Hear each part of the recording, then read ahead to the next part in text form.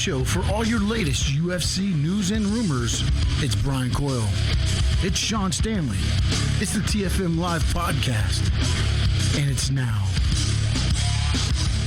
And good evening. It is Wednesday night, 10:30. It's time for the TFM Live Podcast, and I welcome in my partner in crime, Brian Coyle. How you doing today, sir? I am doing fantastic, Sean. It is a big night around sports. I mean, literally right now as we speak, the Warriors are going for 73. It's Kobe's last game. It's a love fest in Los Angeles. But in the UFC, not exactly the greatest day imaginable, so to speak, after all of the news. Yeah.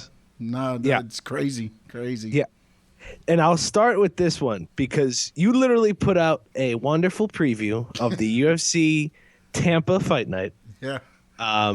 Literally hours ago. Yeah.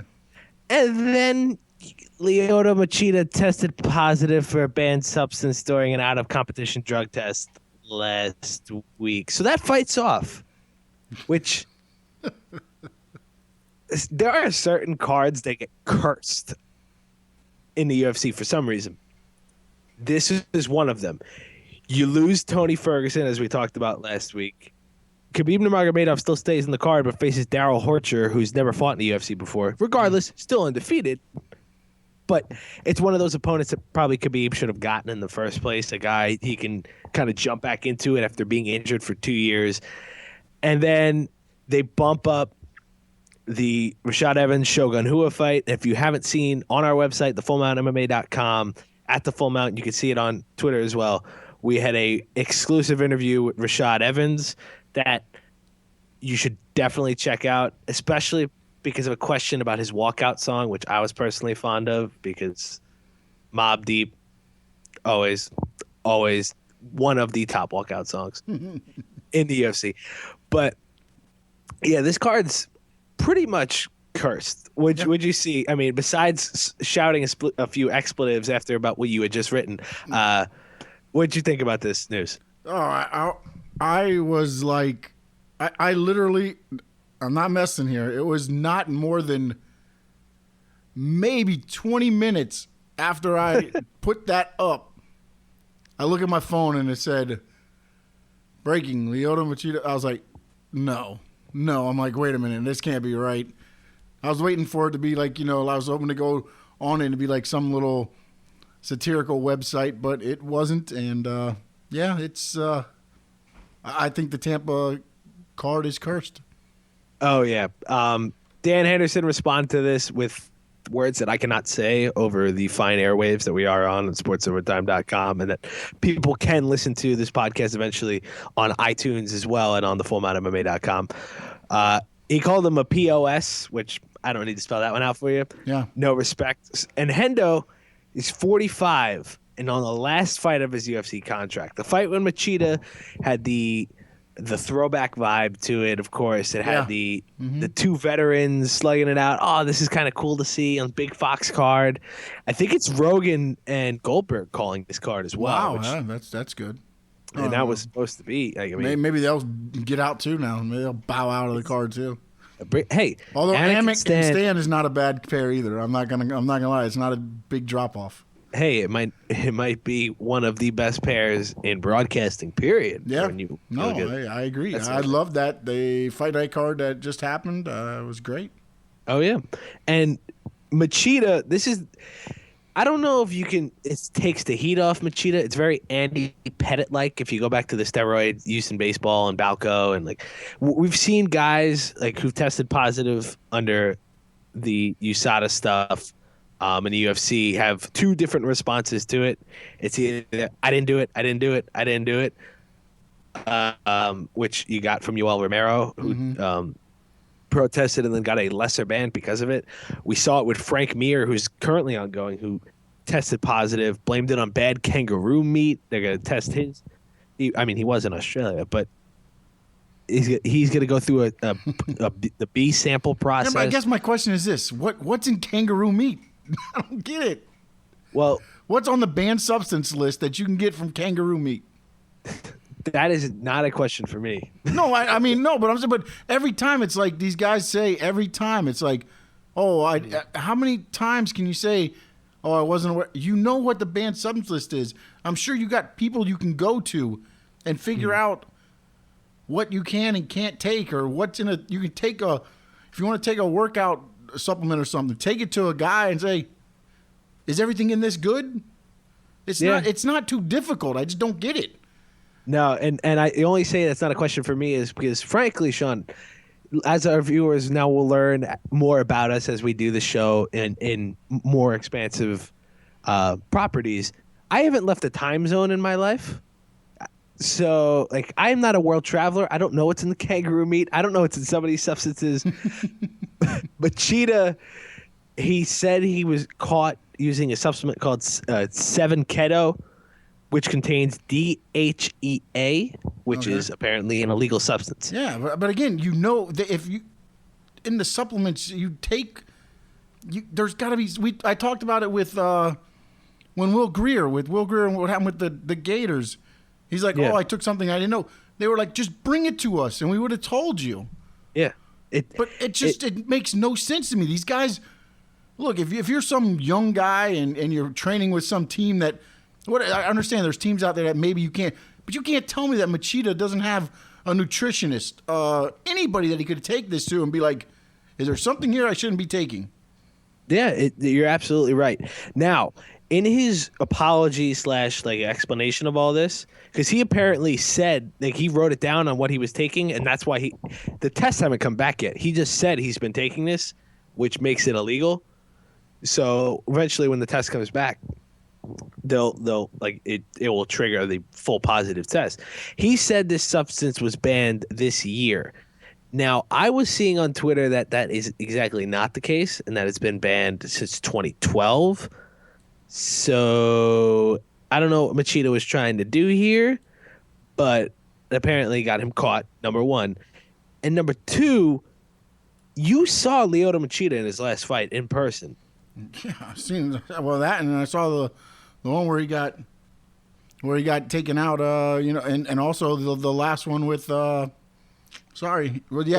Romero. Yeah, and then who was the last guy? Just why am I drawing a blank? Oh, Lyoto. Oh, against Rockhold. Yeah, Rockhold. Before that, yeah. I mean, when you look at the last two fights, it's I think I'd be taking some DHEA too. Yeah, it's incredibly disappointing for the UFC because now you had a card which had my fight of the year on it personally, Ferguson and Nurmagomedov.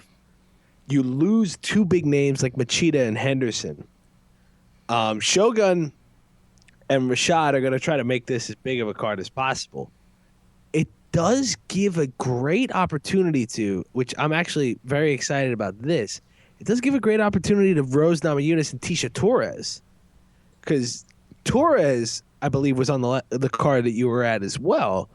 And Namajunas is coming off that decimation of Paige VanZant. Like, it wasn't even close. She's won back-to-back fights. Torres is undefeated in 7 fights, 3-0 in the UFC. This is a whole major opportunity for these two women to possibly throw themselves into championship contention in the strawweight division. Yeah, it does. And then also you got to remember is this was Namajunas' first career loss too that she's going to be going back after. This is Torres beat her in her for her first career loss. And Rose looked like a woman on a mission against Paige VanZant. Holy shit. Yeah. She was absolutely killing it. She derailed that train quickly. Very much so. And now Paige is on Dancing with the Stars, which is great.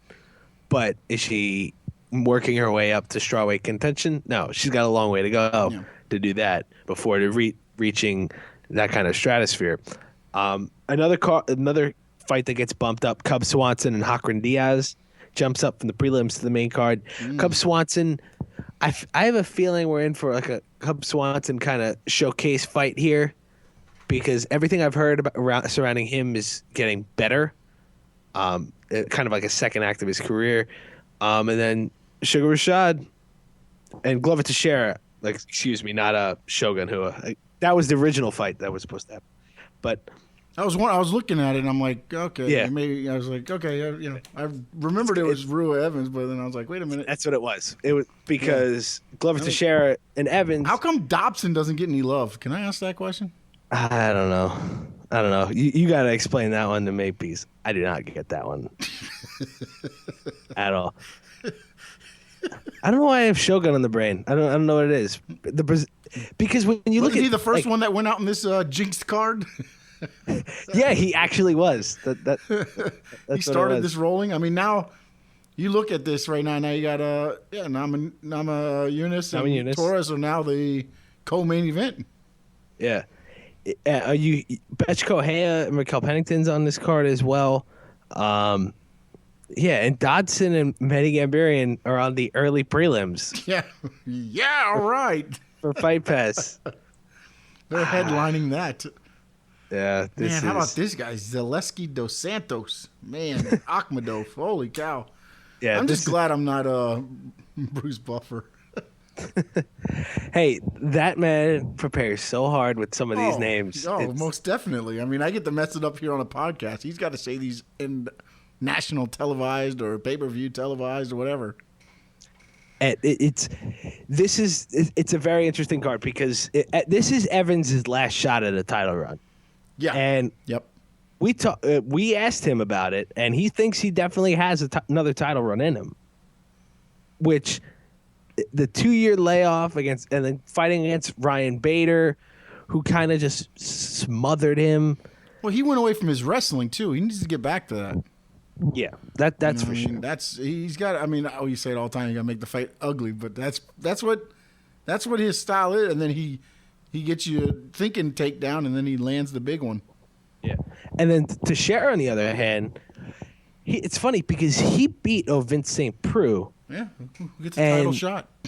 And Teixeira is getting, some would say, a less high profile fight instead. Yeah. And while OSP gets John Jones at UFC 197. Yeah, so for an interim title. Yeah, and we won't get started on interim titles, so we'll be here. But it's certainly an interesting card. I mean, it's still a fun card in my mind. But it's turned into a very interesting card just because you're looking at this card as, okay, somebody's going to have to break out here. Somebody's going to look so much better than somebody, on these prelims and these fights. Are one of these guys going to step up and, maybe become that next Sage Northcutt or the next, I'm not going to say like McGregor or anything, but that next person that that UFC looks at and goes, all right, we might be able to do something with this guy. The next fighter that comes out of this card and then dollar signs pop into Dana White's eyes, that's the kind of fighter that they're looking for out of this card. Yeah, no, that's exactly what this card is. And I'm telling you right now, Rose Namajunas can be that type of fighter. Yeah. That's the fight I'm looking forward to, because if Rose goes out here and takes care of business against Tisha Torres, this is somebody to look out for. She took down Paige Van Zandt. If she comes out with that bulldog mentality she did with Paige Van Zandt, Torres is in for a long night in Tampa. And then you're looking at a de facto number one contender kind of fight, because these are 3 and 4. Yeah. In the strawweights, and Gadelia and Georgievich, when they slug it out in July, they could be looking at one of their next top competitors here. Sean, we have a lot of stuff to talk about in this podcast, despite the fact that it's kind of a quiet week with just the one sort of big thing revolving around the UFC on Fox card, because it's kind of gone just down from a fight, I guess, content standpoint, because you're missing these couple fights. But there's something I want to get to. Why don't we take a quick break, and when we come back, I want to talk about an article that we wrote on the Full Mount MMA. Who is the most underrated fighter in the UFC? And you gave a very interesting name that but you laugh, but it's a great name that we just saw that probably if you gave people 1,000 guesses, they would not be able to get. So, and then I have a name that people will certainly remember, and he's another Brazilian, like a Machida, like a Shogun Rua, like a Glover Teixeira, like a Junior Dos Santos, like the second crop of Brazilians that we've seen in the MMA circuit. And he's a guy that gets lost in the shuffle. So why don't we take a quick break, and we'll talk about that when we come back. The TFM Live podcast, the official podcast, thefullmountmma.com.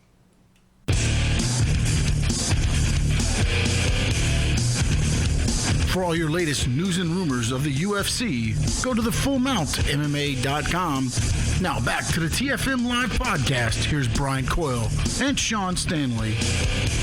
And we are back here on the TFM Live podcast. Brian, before we went to break, we were talking about an article that we had put up on thefullmountmma.com. Go there, check it out, which was the most underrated fighter. And don't worry, I've gotten my Brazilians in order now. All right, good to go. It's finally. Took one segment, but we got it, I think. Yes. So it's funny, when we were coming up with this topic and we came out with our latest 3 and out, I was kind of going back and forth because there are fighters, we kept it top 5 or worse, for lack of a better word.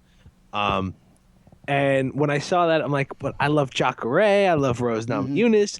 Demetrius Johnson doesn't get nearly the credit he deserves for clearing out that division. Yep. But then I kind of went further down the list. I didn't go completely off the grid. We should kind of tell them also, though, it was somebody that was not ranked inside the top 5, I believe, was some of the parameters that we had. Yes, that was the parameter. Yep. Outside of the top 5. Yep. In any weight class. And I'm going through and I'm looking at some of these names of like, oh, he's not underrated. He's probably where he's supposed to be, because the rankings are a crapshoot in and of itself. But it gives you a sort of guide to where guys are just in fight booking. Yes. And the first name that popped in my head was Neil Magny, because Magny, who's won 10 out of his last 11, he was absolutely on fire, and he took care of Hector Lombard a couple weeks ago, and after being brutalized in that first round, it came back hardcore. But then I thought about it, and Magny's won 10 out of 11. That one loss came to the guy that I and our staff picked as well, Damian Maia. And I know Magny took that fight on short notice, but Damian Maia has been on an absolute roll from after going from middleweight to welterweight. He's 6-2. He's only lost to Jake Shields and Rory McDonald. And his last fight against Gunnar Nelson, the dude straight up embarrassed him. And Gunnar Nelson is no slouch whatsoever. His Maia's jiu-jitsu could be the best in the entire division. Yep. That's damn sure. I can agree. And Nelson, I remember the stats were like absolutely outrageous when it came to punches thrown, and he just kind of completely shut him down. Like Maia, I feel like does not get the love that he deserves at all. What do you think? No, I agree 100% with you, and I he's got another fight coming up here real soon, and hopefully he'll finally get, I don't know, and break inside the more of the rankings there. But I agree 100% with you with the pick that you and the staff had. Yes, the mysterious TFM staff, which will be revealed hopefully soon. I mean, sometimes they like to keep their identity anonymous. But I'll tell you what, that person's thinking on the right foot, because Maia, when I look at this guy, he's 38 years old, but I feel like he's getting better. He's morphing into this new part of his career where he's talked about it before. Let me ask you, is it them getting better, or is it because they're fighting all these different styles, they're just learning how to kind of become I won't say a jack of all trades, but they're learning more about different aspects of the mixed martial arts, which makes them a little bit even more dangerous. And see, that could be a part of it, but then you could look at it the opposite way, because Maia is so strong in his jiu-jitsu, and he's been at this for a while. And when guys are training now, how often do you get guys that are straight boxers or straight kickboxers or straight Brazilian jiu-jitsu artist. Mm-hmm. Like, when fighters are being molded, they're being molded into this all-around fantastic specimen. That's what they want. Like, this is the new age of mixed martial arts. But is that handcuffing you when it comes to, like, yeah, you can do everything, but can you do anything to the amazing special level that requires you to reach the top? Yeah, it's like the old saying, what is it? Jack of all trades, master of none. Yeah. Essentially, that's exactly what I'm talking about. And I just feel like Maia gets Matt Brown at UFC 198. If he goes out there and he makes Matt Brown, who will slug it out and make it this an absolute nasty fight, and if Maia can subdue that and kind of just work his way to a submission victory, this is a guy who deserves a top 4 opponent, top 3 opponent in a loaded welterweight division.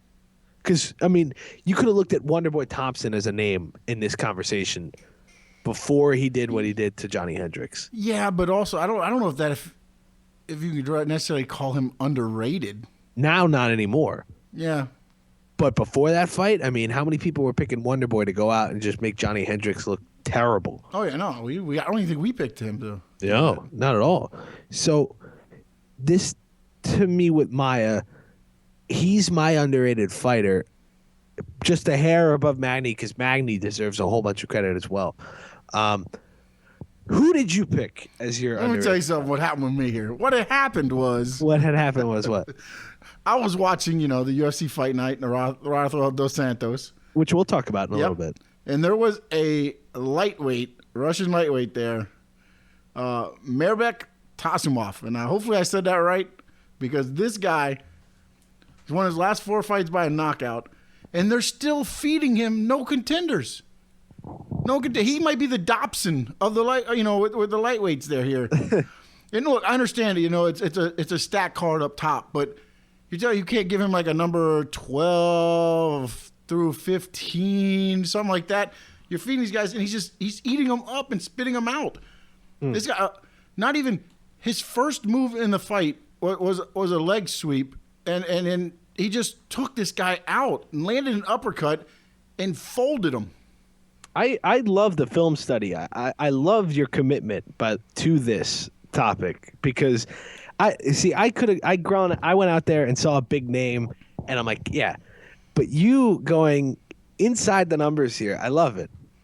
Now, 4 wins by knockout. If you're the UFC and you see this star Russian prospect, who do you give him next? Who do you test him to? I mean, maybe start at the bottom. Give him the number 15 guy in the rankings. Whoever but give him somebody. I mean, you're feeding him these guys, and he's laying them out. You got to take this guy and find out what he is. Maybe you give him the 15 guy, and the 15 guy makes him look. But with what he did in the ring, and then I look back at a couple of the other fights. I mean, he's a bulldog, man. I don't know, when he gets up in the upper echelons of that division, that might be a different story. But right now, this guy, I think he could work at the bottom levels and work his way up some of these things. I mean, he's a little short, stocky guy, but yeah. But I think Tasumov could turn some heads this coming year in the UFC. Not saying he's going to be title contender by the end of the year, but I think he can make some waves. I like it. You could throw him against the Rashid Magomedov, who's number 15 in the lightweight division. Right. You could throw him against Beneil Dariush and Michael Chisa are fighting each other on this UFC on Fox card, and Chisa's 14. So I guess that's the kind of direction you're going in. By the way, as I scrolled over to the UFC fighter rankings, guess who the UFC's featured fighter is on their website right now? Who's that? That would be Lyoto the Dragon Machida. Oh, that's a perfect pick. Yes. Sometimes life is full of happy accidents. Maybe they got a DHEA little sales thing right beside them. Yeah. And one more thing on the Maia part, I wanted to go back because now I have the numbers in front of me. Guess how many strikes Gunnar Nelson had on Damian Maia at their fight at UFC 194? It was a decision win for Maia. I'm going to say, just because of the way you're saying it, I'm going to go 20. Lower. Wow, I was going to start at 10, but I didn't know if that'd be right or not. I didn't know if that was too low. 7 total strikes. Wow. 2 significant strikes. It was 30-26, 30-25, and 30-25 to a guy in Gunnar Nelson who I thought could be like, wow, I'm looking at Nelson like this is a guy who could rise up the ranks very quickly. And then Maia just said, welcome to school, and just completely tore him apart. Just completely, utterly tore him apart. And I feel and this just is so a you perfect know, segue. I'm sorry, real quick. Tazimov beat Hadzovic in 1 minute and 16 seconds. Yes.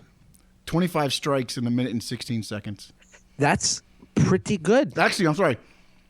He landed 25 of the 59 he threw. I'm sorry. 25 of the 59. That's a good percentage also, very quickly. Performance of the night bonus for Tazimov, by the way. So you know to pick him. And let's talk quickly here. Let's transition to the fight that we saw on Sunday. Ben Rothwell and Junior Dos Santos headline that card. Quick mention, Gabriel Gonzaga lost to the Beast, Derek Lewis. Wow. And how about Derek Lewis in that fight? Wow. Yeah.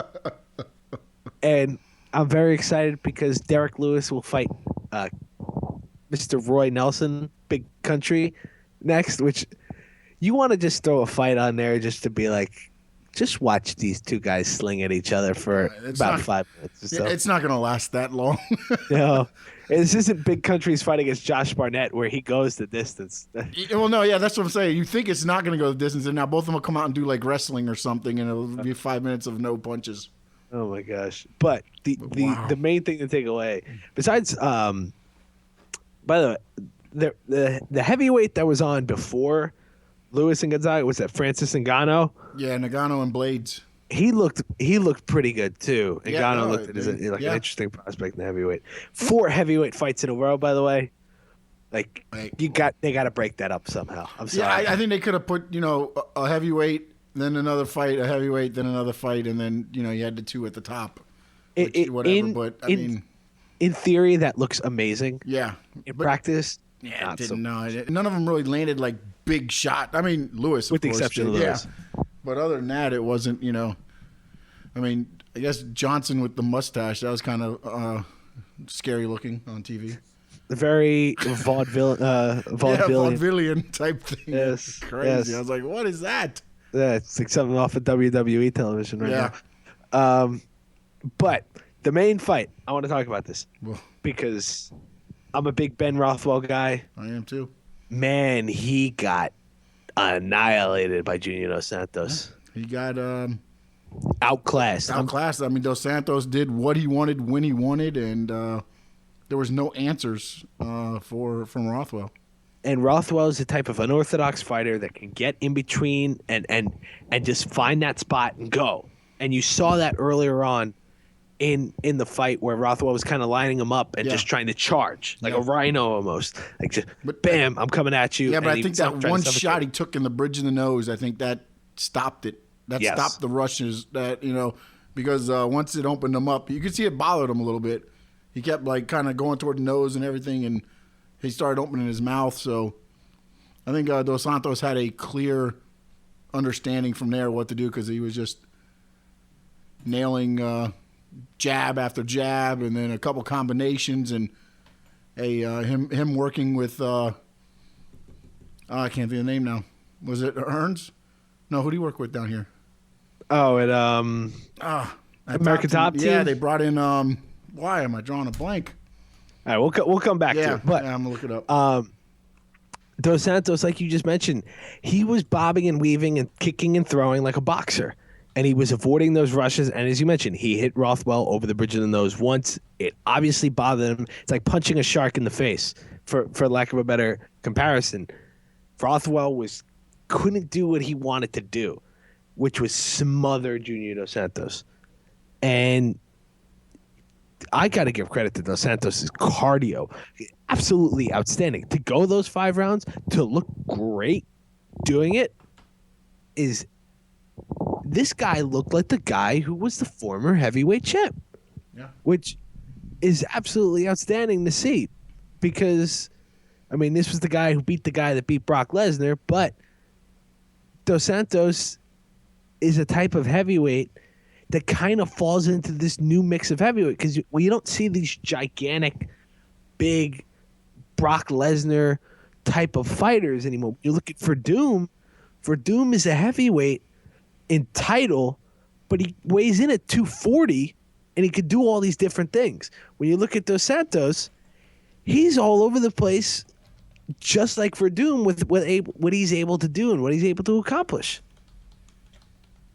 No, I agree 100%. And it's going to be, I mean, this division, we look at it and we were thinking it was going to be a rejubilance of the older guys, but it's starting to be the same guys that are coming back to the top.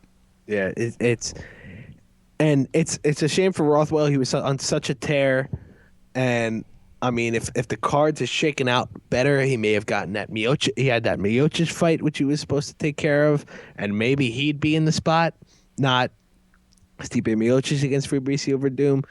But if we know Ben Rothwell, like, this is going to motivate him very much so to come back pretty much better than he ever has before. And I'm not too worried about him. But Junior Dos Santos, it's a big freaking deal for him to be able to do this to a top heavyweight like this and throw himself in the title contention, because it's very, very interesting, because in heavyweights, anybody can kind of thrust themselves in. It's a big win for not only Junior Dos Santos, but Alistair Overeem as well.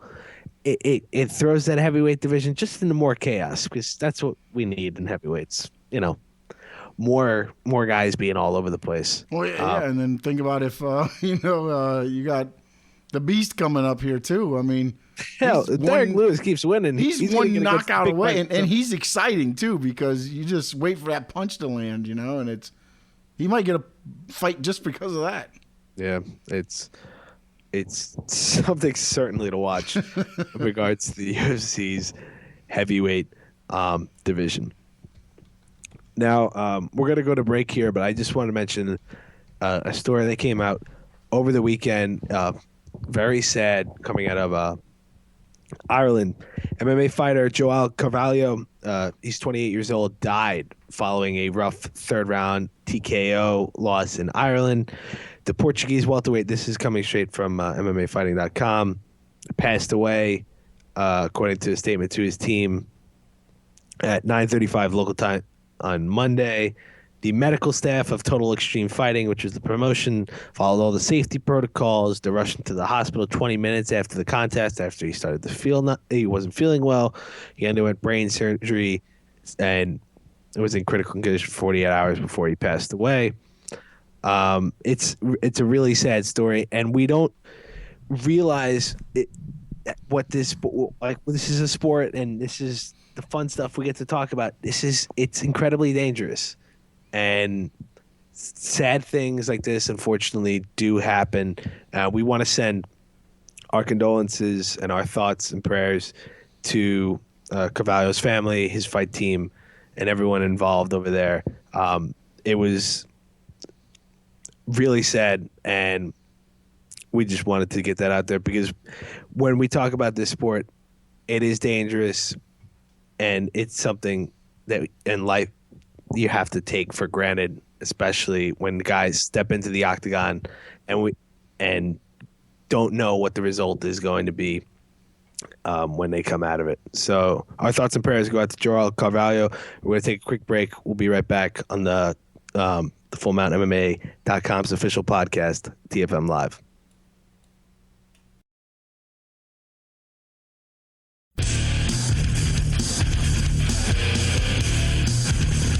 For all your latest news and rumors of the UFC, go to the FullMountMMA.com. Now back to the TFM Live podcast. Here's Brian Coyle and Sean Stanley. And we are back here on the TFM Live Podcast Thursday night, right around the 11 o'clock hour here on the East Coast. So we thank you for tuning in with us. And Brian, yes, you still there? Are you dazzled by the bright lights? Oh, I'm dazzled by the bright lights of Kobe Bryant right now, because Kobe is.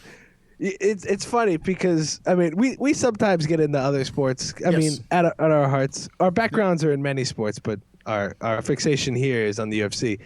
Kobe's got, I think, 14 points of the Lakers' 19 points in the first quarter against the Jazz at this point in time, and they are just running every single play for him, and he's going to shoot every shot. It looks like. Yeah, they said he was going to get many shots in many minutes. It's funny. He just actually passed to D'Angelo Russell. Oh, no, wait. He just faked him out and just took a three-pointer out of nowhere. D'Angelo Russell, I don't know. A lot of people like him on that team right now. Meanwhile, the Warriors are up by like a 13 in their chase to 73, which is actually the bigger story. But, that's kind of overrated.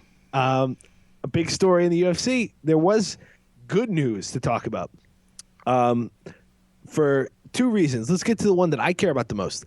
Andrew Cuomo. If you don't know who that is, he's the governor of New York. He's signing that MMA bill that we were talking about a couple podcasts back that was happening. Yeah, it's going to happen. I'm going to get to go to the Madison Square Garden and see a UFC fight. This is going to be awesome, Sean. No, I'm very happy for you, man. I am so happy. Yes. That you're going to be able to, go and actually see it and not have to go like many miles away. Yeah, I don't have to go to Newark, New Jersey. Or many states away, I guess. Which is actually closer than New York City. But I digress, because the Prudential Center just doesn't have the same cachet as Madison Square Garden. It's just, I mean, The Rock is a very nice place. They have great devil games there. I mean, Anthony Johnson took care of Ryan Bader very easily the last time they had a card. But yeah, this is awesome because not only is it MSG and Barclays Center in Brooklyn, it's pretty much any arena in New York. You could fight at the Carrier Dome in Syracuse. You could go to Buffalo. You could go to Ithaca. You could go to all these major places in New York State. And now the beautiful thing is, all across the United States, MMA is now legalized. Now, there's a lot of stuff that still needs to be done to make MMA a sport that reaches on par with the big four, so to speak. There's talk of the Ali Act, which we'll get to more if those talks progresses, which is more about fighter safety and unionization, and kind of something that probably the UFC doesn't want to do because it's got pretty good, at least from their standpoint, with the fighters when it comes to money and unionize and all that stuff. That's another conversation for another time. But so yeah, you look all across the United States, you can have a UFC, a Bellator, a World Series of Fighting, any kind of MMA fight with a promotion that you want. It can happen. The UFC promised to hold 4 events per year in the state for the first 3 years, is currently looking to hold a show at Madison Square Garden in November, according to MMAfighting.com.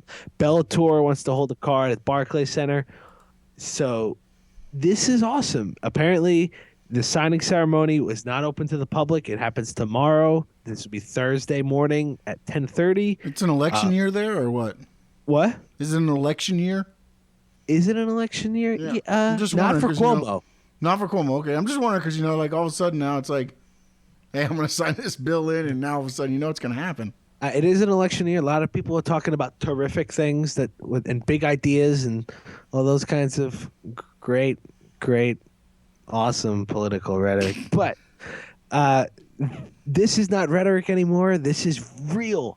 The state assembly approved the bill despite the most insane arguments against a sport that I've ever heard of in my entire life. And now we can watch a card at Madison Square Garden. That's all I care about.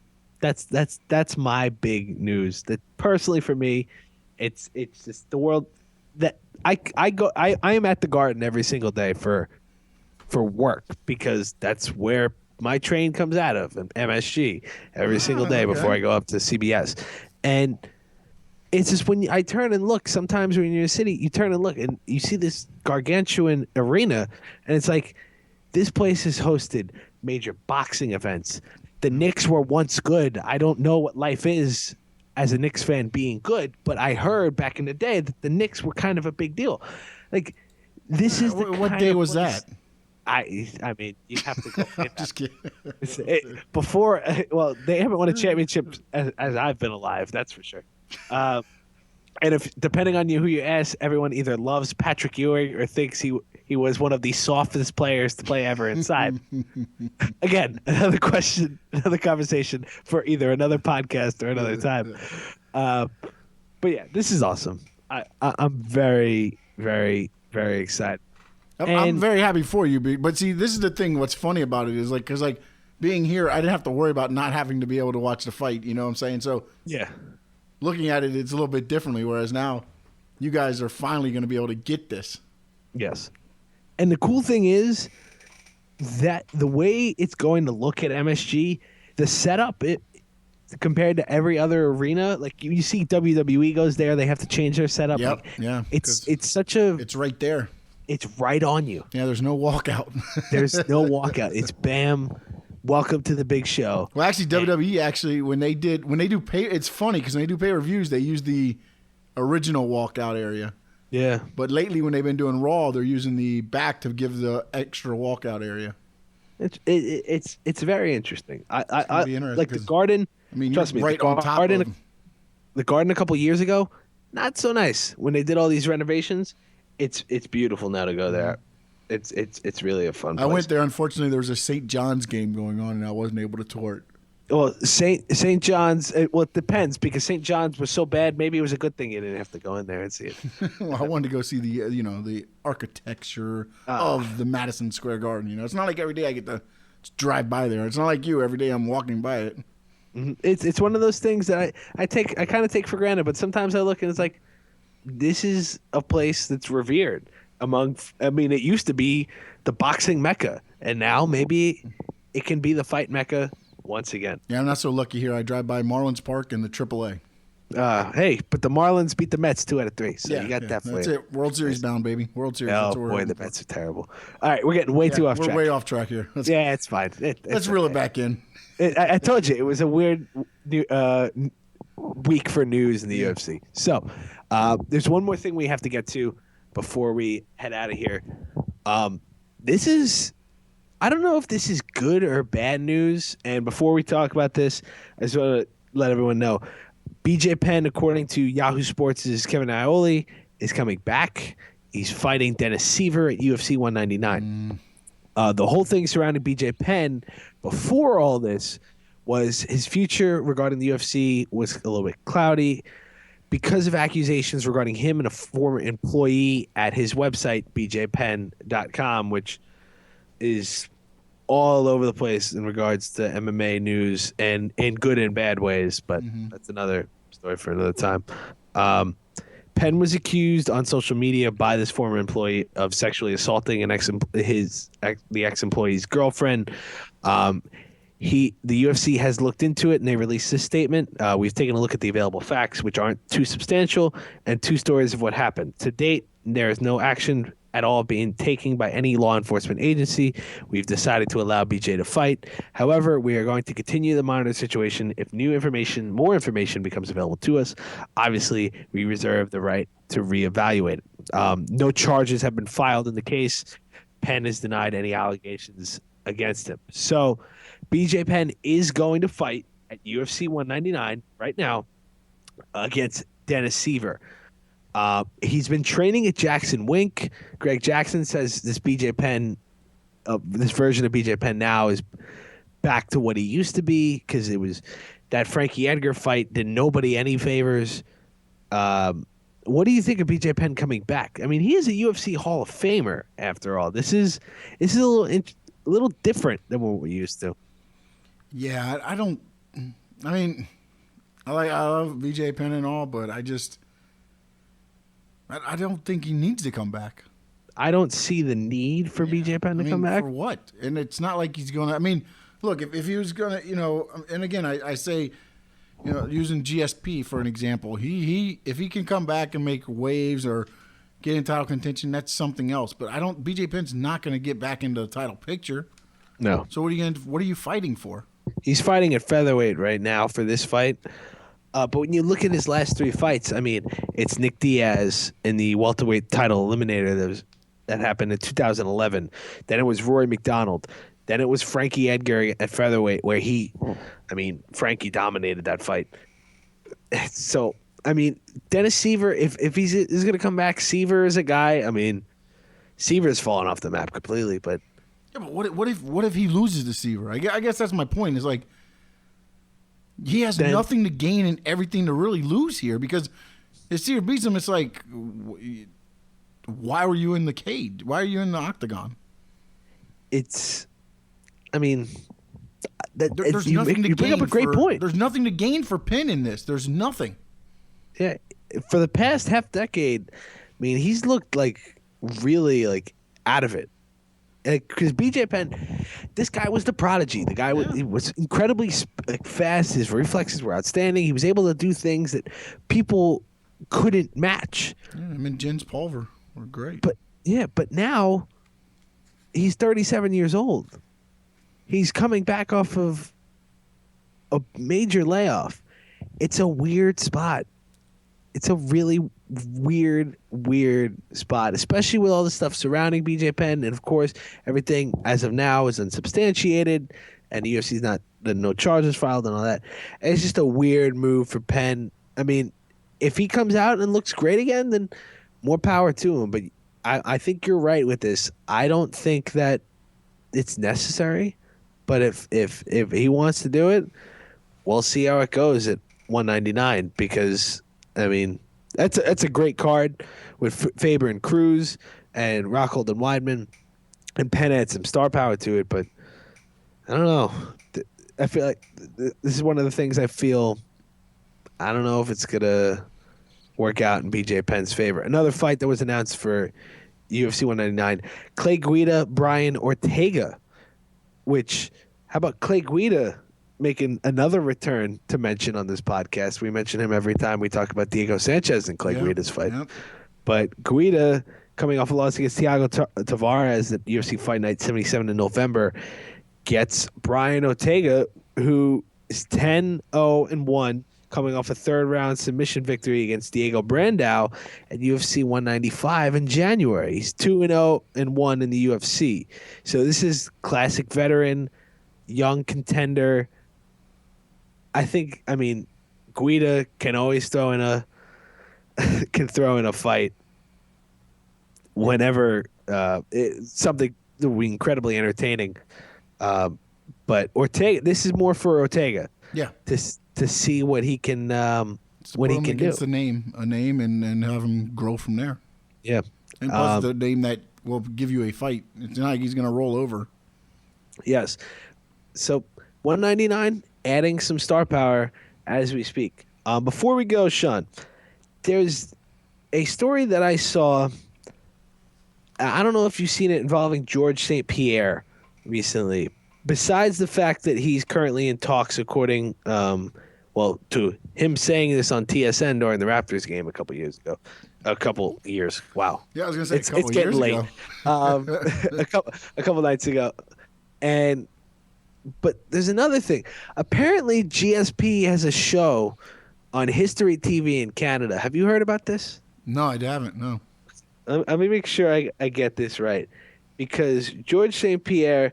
When we see a lot of these fighters, we think, all they think about is training and mixed martial arts and sports and doing all this kinds of stuff. But I want to get this right.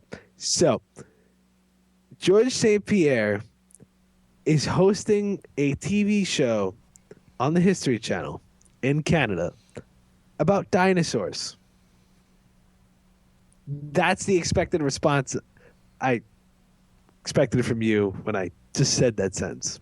In all seriousness, GSP is hosting a TV show about dinosaur show in Canada. Yes, series is called The Boneyard. Now, did they find bones, or what is this about? Is he like giving education on it? He's digging for dinosaurs. Apparently, the Boneyard. This is according to Fox Sports. sees the iconic athlete live out his childhood dream by tracking down the most vicious predators ever to walk the earth. Over 2 half-hour specials, George's off-grid adventure takes him to the Badlands of South Dakota, the swamps of Alabama, to Argentina's dinosaur graveyard, Patagonia, in order to reveal the truth about prehistoric life. He's really into paleontology, apparently. It's real-life Jurassic Park. This is what GSP is doing right now. So I don't know how close we are to a UFC. Yeah, now that you said this story, I don't think he's coming back. No, it's all dinosaurs all the time. It's prehistoric. So his career at this point, you could say, is prehistoric. Yeah, it looks like it. Oh man! All right, well, that's all I got. I mean, Kobe's playing. Way to his end last that game. one there, Brian. Way to end that one. Hey, Kobe's playing his last game. The Warriors are going for 73. How are we looking on those, by the way?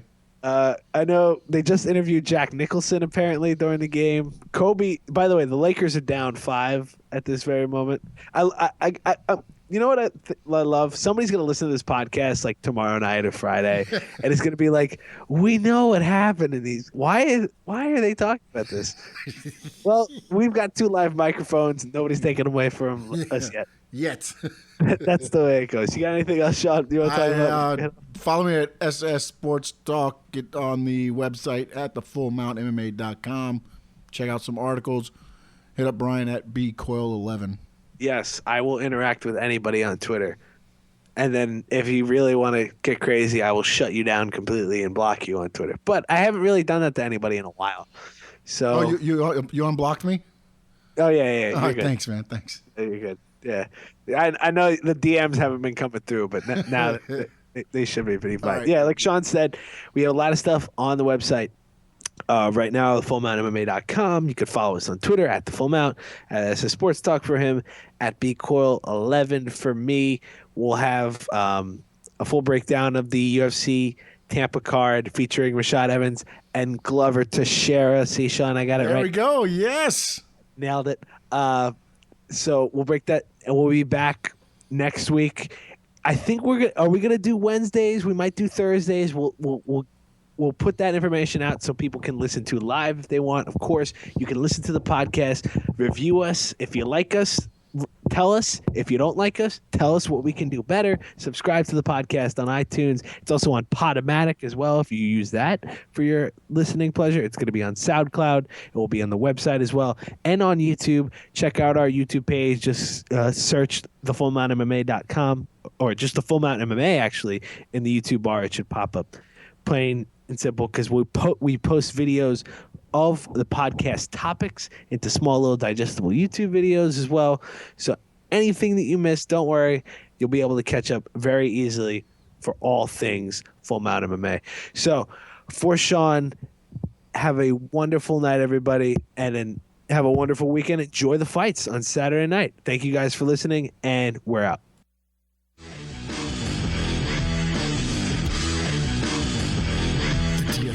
Podcast is brought to you by thefullmountmma.com. Check us out on Twitter at thefullmount.